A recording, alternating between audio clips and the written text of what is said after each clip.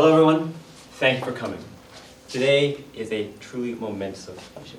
I am truly excited to be here and to help out Miss Grace Needham. An honor here. My name is Hugh. I'm Stefan. And I'm Althea.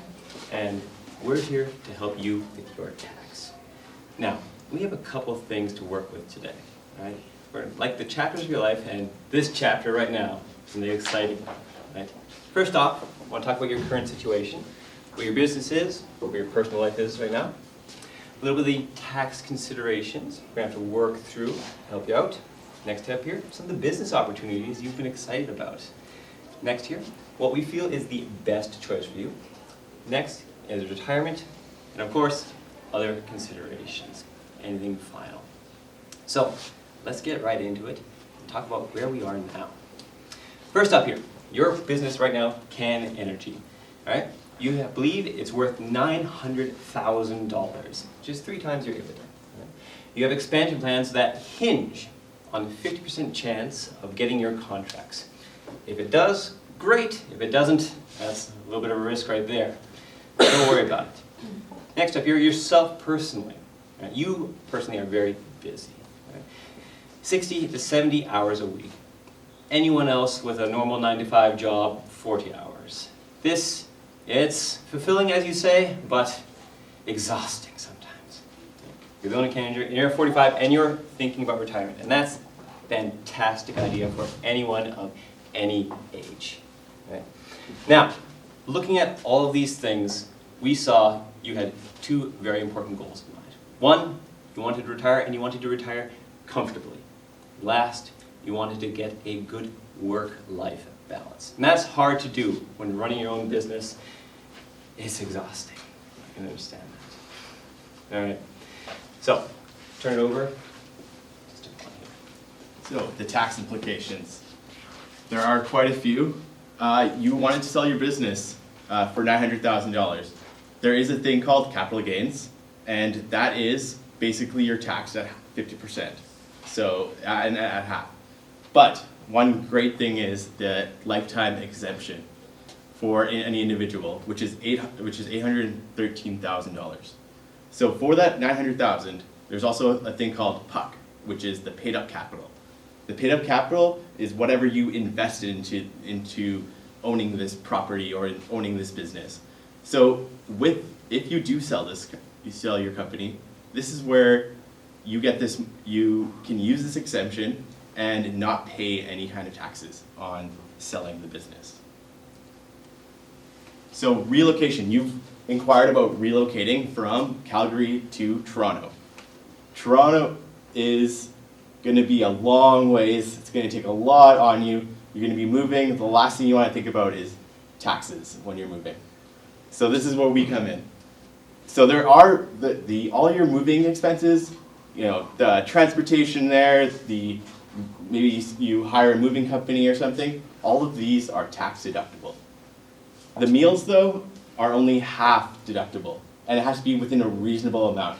You can't be going out for steak dinners every day, getting 4-course meals 3 times a day. That's just not going to cut it when it comes to CRA. So just it has to be a reasonable amount for you and whoever is traveling with you to go to help you move. And this is the biggest part, the property change. So once you sell your house, you're moving, maybe it's a quick relocation, you'll have a fair market value of your house. Maybe you won't be able to get that because you just don't have the time to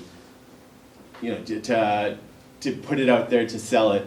So if you do lose money off of the fair market value, this can your company that you just bought, the company that you started working for can pay for the losses. All of these losses are not a tax benefit, so they won't affect you in any kind of way. And these companies can expense these taxes. So retirement. You've also put in some money for RSP.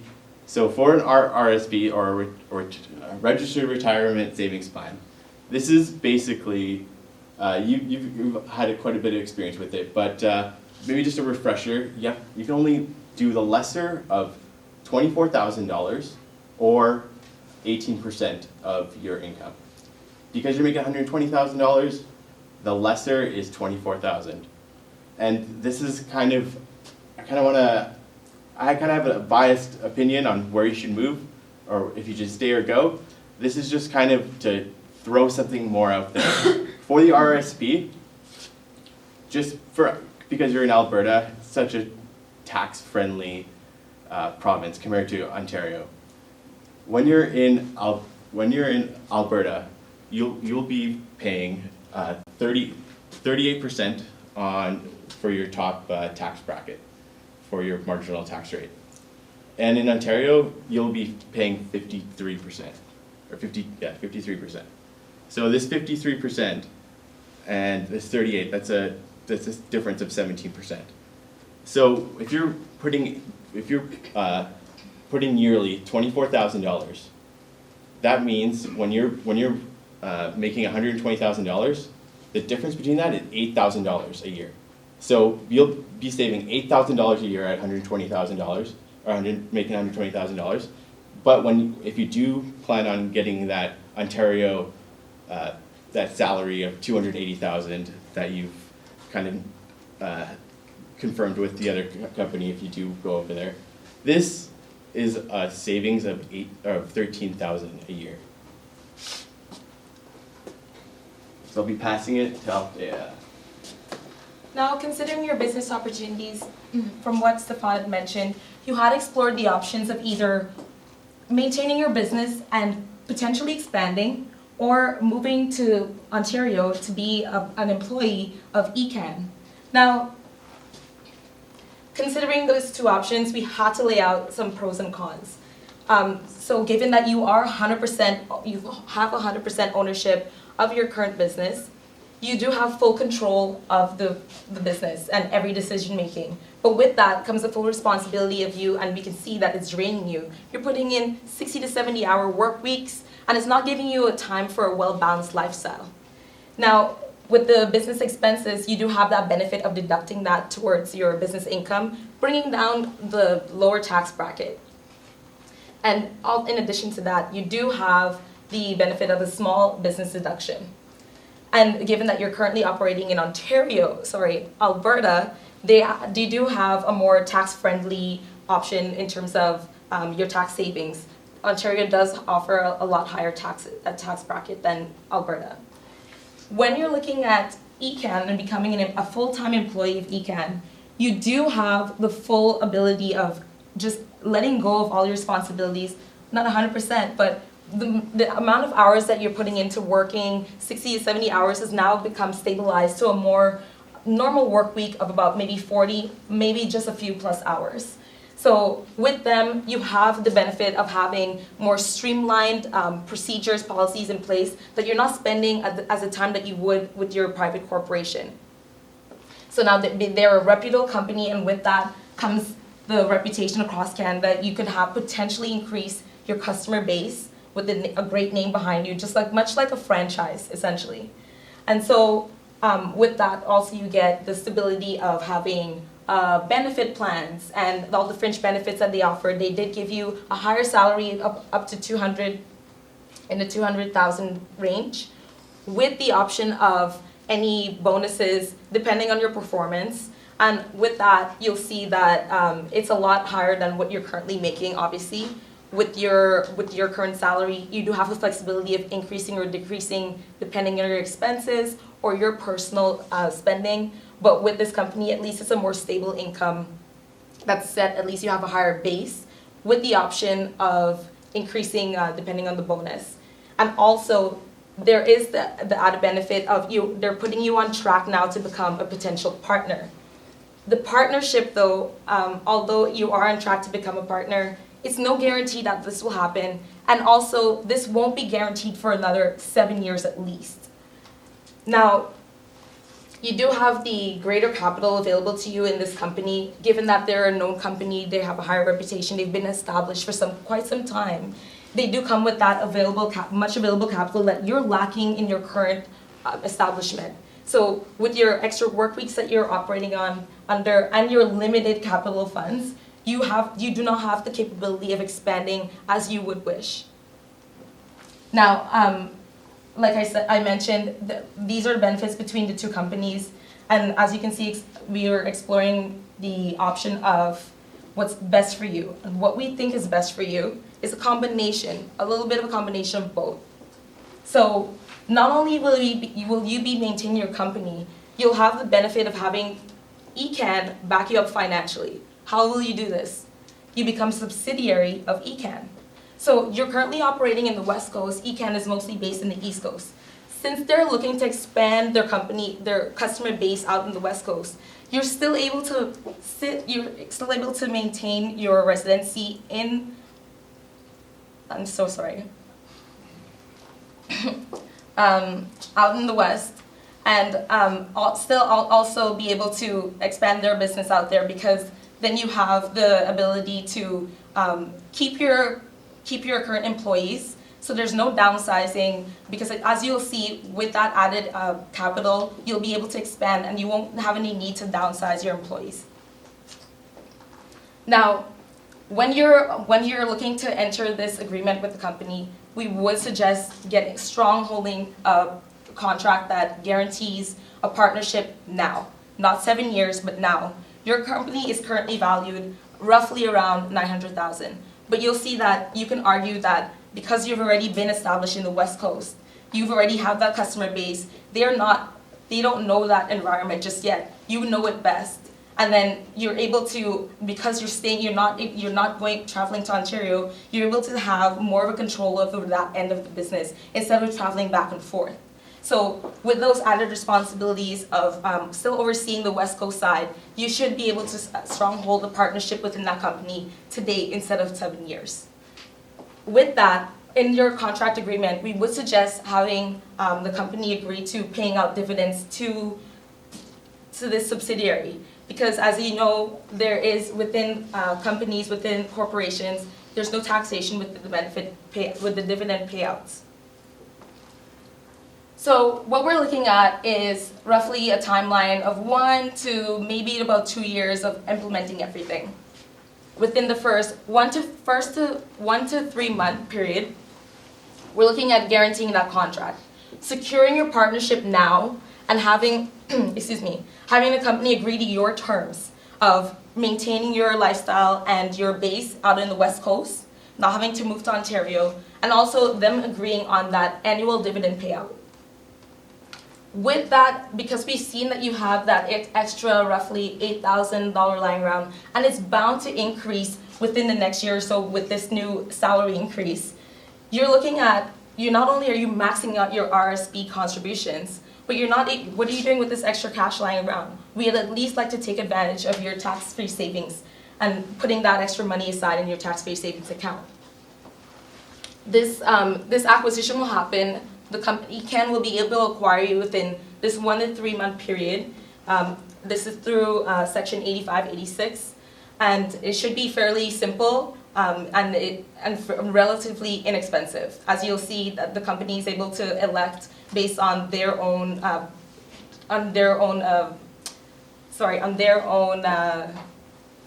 dollar amounts, like how they elect all of the assets into the company. So when you'd mentioned a company vehicle, you'd consider having the car allowance and everything. We'd suggest that you just not go this route. With this, when you have a company vehicle, not only will the employee be absorbing the majority of the amount, it's not the most tax efficient for the company, but it's essentially the employee takes on more of that added taxable benefit than the company would. It just doesn't make sense, and we wouldn't suggest you going through this option at all. Within the 3 to 12 month period, that's when everything is kind of being acclimatized. Like I said before, given that ECAN already has these set procedures and policies in place, everything's more streamlined, and it does take some time. It's like a teacher teaching a student. It does take some time for that student to retain that information. So for you to actually implement those processes into your company, it will take roughly between the 3 to 12 month mark. Now, within the first year and going forward, with this added capital and the backing of ECAN, you're able to now take this money that you have, any funds, extra funds that you have, and put it towards expanding this end of the subsidiary.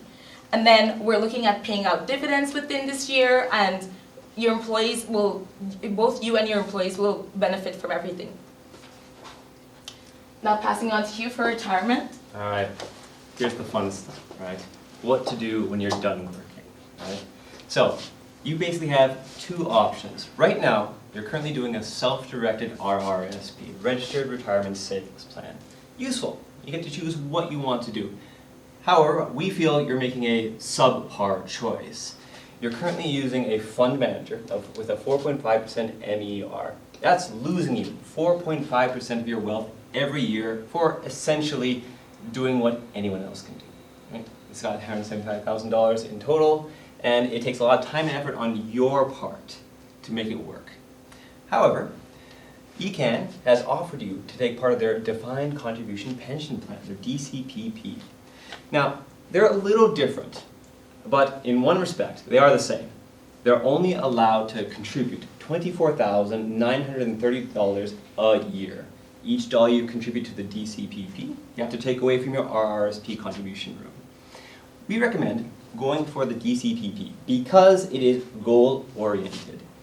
During your contract negotiations, you should argue for a $125,000 annuity at the end of your work experience to provide your safety and security because you wanted a comfortable life. Right? Yes, you will be making approximately $280,000 per year, but once you start to retire, you can relax, you can hold back, and slow down.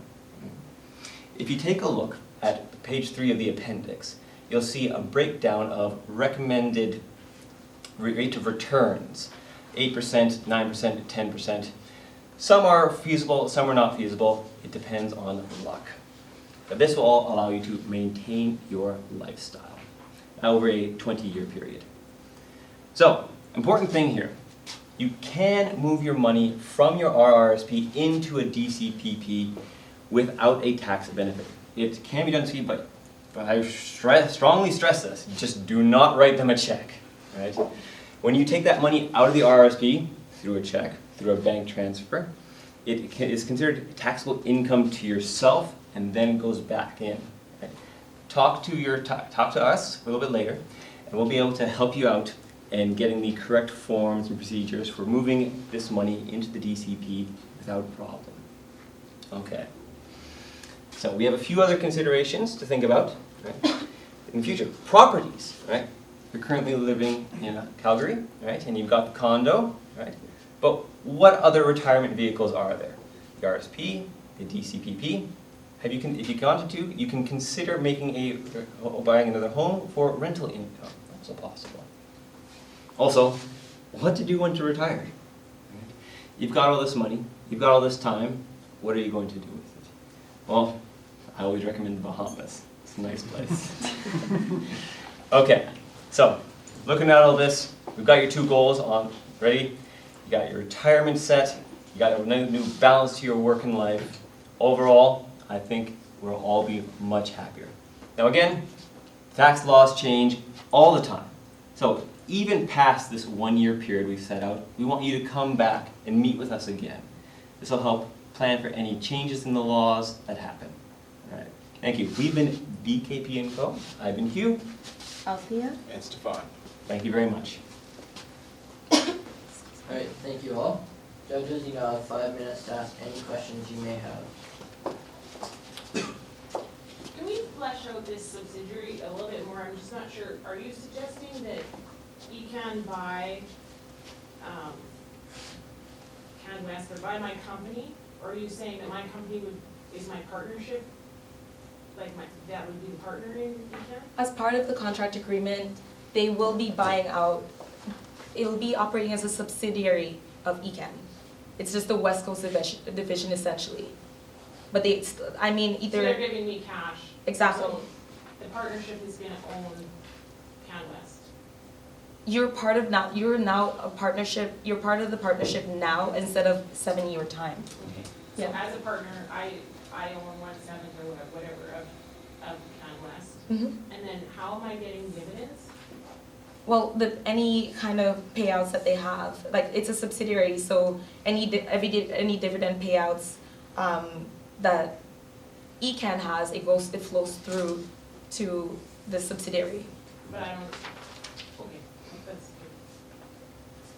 What happens if ECAN doesn't want to buy the company as a sub? Are there any other alternative adjustments we can make to that plan, or do I have any options there? Like, what would be my counteroffer if they say, no, you don't want to buy? I prefer to think of it as this way. It saves on staffing costs. Because Miss Needham, you've already got 6 consultants. You've already got managers. You've already got a building, right?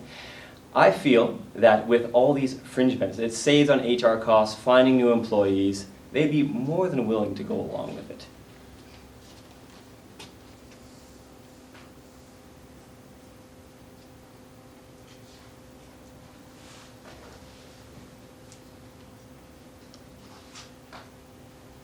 You good? I guess if we don't have any other questions, what are the tax implications to me if I take the company vehicle? I'm sorry? In your recommendations, you mentioned, on the 1 to 3 month mark, taking a company vehicle. And I'm just wondering if there's any tax implications. Well, yes, because you have the standby charge and the operating charge. Those are both taxable benefits that you have to include in your employment income. That's now increased your taxable income, and that's why we're saying that it's best not to go that route, because most times you see that, especially in this case where they would only have you traveling 30% of the time back and forth between the provinces, it's not guaranteed that you'll be using the car for driving around to see clients much. When you see that it's less than 50% of the use of the car, the employee usually absorbs most of that cost. And that now they have to include that as part of their taxable benefit. It just doesn't weigh out to be the best option for the employee in that case. So back to this up again, are you saying that ECAN can purchase CanWest tax-free, like through Section 85 or whatever? Yes, by election, based on what they elect the assets as, they could definitely defer or avoid taxes through that route. Any other questions? Good. Cool. So thank you, judges, and thank you, presenters.